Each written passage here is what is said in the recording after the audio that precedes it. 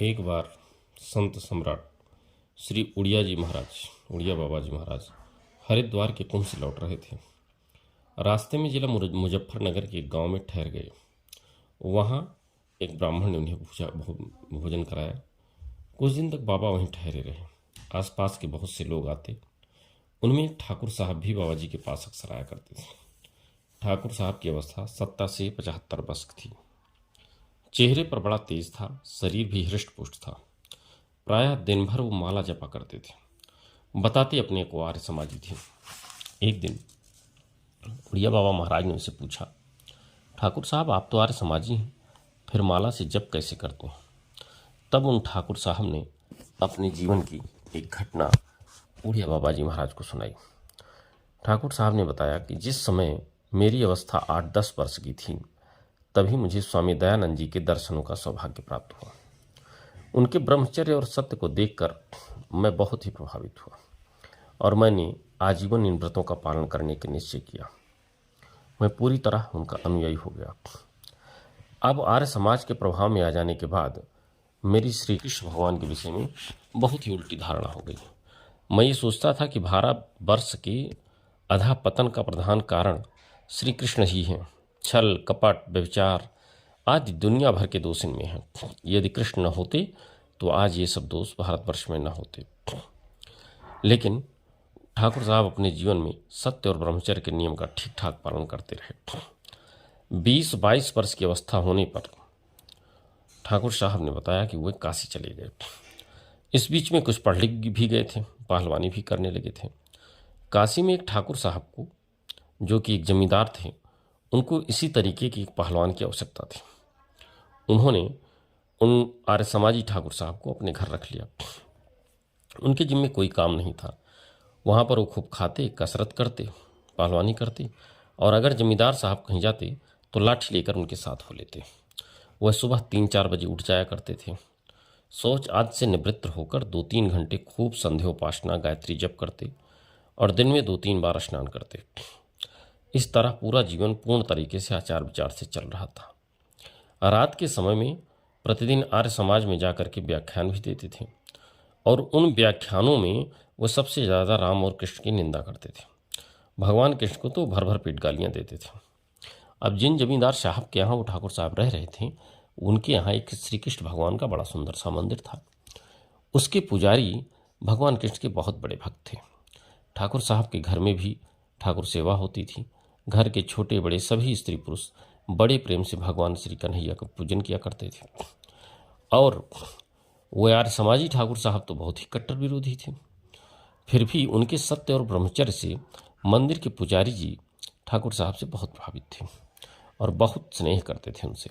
और वो अक्सर कहते थे कि ठाकुर साहब, यदि आप श्री कृष्ण भगवान की उपासना करते तो आप जैसे सच्चे और सदाचारी व्यक्ति को भगवान बहुत जल्दी दर्शन दे दें।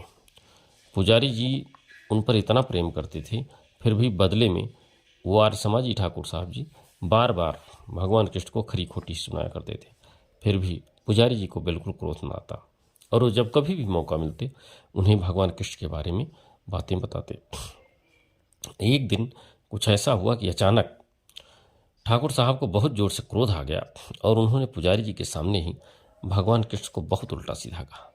इस पर पुजारी जी रोने लगे। वो जार जार होकर रोने लगे। वहाँ से जाने के बाद ठाकुर साहब को लगा कि पुजारी जी को बहुत ही कष्ट हुआ है। उस दिन जब रात में 10 बजे के बाद वो दूध पीकर जमीन पर सो गए, उनके बगल ही तखत पर पुजारी जी सो रहे थे। रात को ठाकुर साहब की आंख खुल गई। उन्होंने देखा कि खूब उजाला हो रहा है, बहुत जोरदार प्रकाश हो गया है। वो घबरा गए कि मैं 3-3:30 बजे जगने वाला, आज इतना देर कैसे हो गई। जब वे उठकर खड़े हुई तो उन्होंने देखा कि पुजारी जी के तखत के पास एक 10-12 वर्ष का सुंदर बालक खड़ा है और उनको चिढ़ा रहा है, देख देख कर हंस रहा है। उस बालक को इतना मुस्कुराता देख करके उनको गुस्सा आ गया। वो उसे फट करने लगे। बोले, मेरी धोती लोटा कहाँ है? ले आ, इधर उधर कहीं रख दिया क्या? यह बात सुनकर वह बालक और ही हंसने लगा। उन्हें बहुत बुरा लगा। वह उस बालक को मारने के लिए दौड़े। बालक तखत के चारों ओर भागने लगा। आगे आगे बालक, पीछे पीछे ठाकुर साहब। वो तखत के चारों तरफ घूमता जाता। उनका क्रोध भी बढ़ता जाता। क्रोध में भरकर वो बार बार चिल्लाने लगे। जब वो इस तरीके से जोर जोर चिल्लाने लगी तो पुजारी जी भी जाग गए, आसपास के अन्य लोग भी जग गए।